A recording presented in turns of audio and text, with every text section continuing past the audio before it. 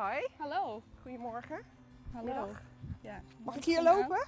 Ja, dit is een soort van allemaal geoogst. Ja. Oké, Mirella Klomp. Hoi, ik ben Aafje.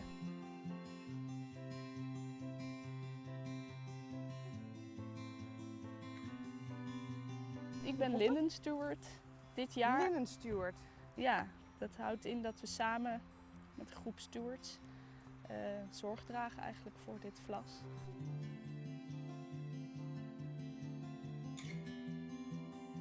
Wat wel fijn werkt is als je ze net onder die zaadbolletjes pakt. Ja, gewoon een handje. Ja? En dan nou even zo, ja, het is best wel sterk en dan gewoon trekt.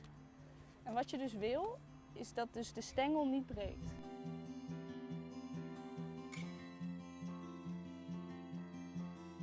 En dan komt het hele proces van het verwerken. Dat begint eigenlijk al hier in die rijen, want het moet nu gaan roten.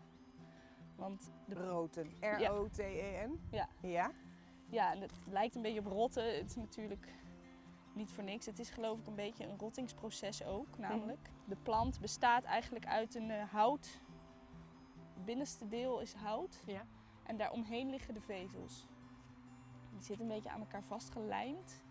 Ik weet even niet hoe die stof heet, maar die wil je eigenlijk laten rotten, roten. Waardoor dus die vezel los komt van die houtkern. Ja. En dan moet je het laten drogen.